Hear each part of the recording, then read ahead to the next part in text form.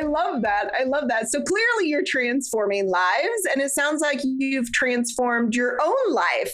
So what is the biggest transformation that you've gone through? Well, I mean, I was homeless when I was 19 and I'm 56 now. So there have been, a lot of transformations that I've gone through, but that was the beginning.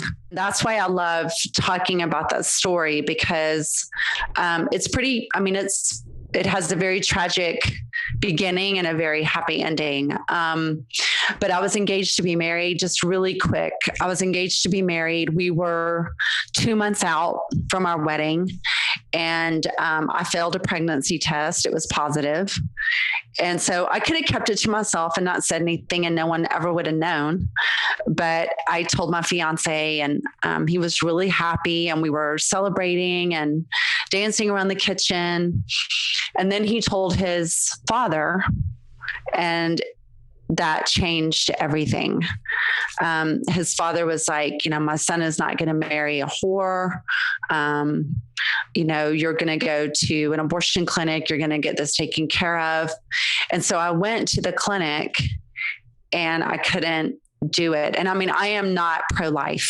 I believe that women have the right to terminate pregnancies, for nothing else, to keep them alive, because they're going to do it, whether it's safe or not safe. But I just couldn't do it. And so I went home and I lied and told my fiance that I'd gone through with it. I think he knew that I lied.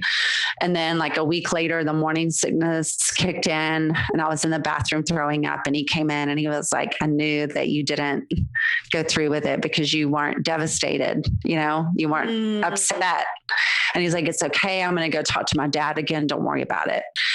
So I left, we were living together. I left home and I went to college. I went to my classes. And when I came home, he and his dad were inside the house and they had changed the locks. Wow. So I backed up my little 1978 Volkswagen Beetle and put as much stuff as I could in the back seat and in the front trunk, because the trunks and Beetles are in the front, not the back, and loaded up the front of the car. And then I went to a payphone, called my mom. I grew up in an extremely abusive household, and it was the last place I wanted to go. But I called her and told her that we'd gotten into a fight, that I needed to come home. So I went there, and then I made it through the holidays, and then I sat my mother down and told her that I was pregnant, and I told her what happened. And then she wrote me a check for an abortion. And I was like, I'm not. And then by then I was, too far along to have one. And I was like, I'm not doing that. I already made that decision. And I went to school and I came home and she changed the locks. Oh my goodness. So here you are, locked out twice with nowhere to go. I sat in my car. It was freezing.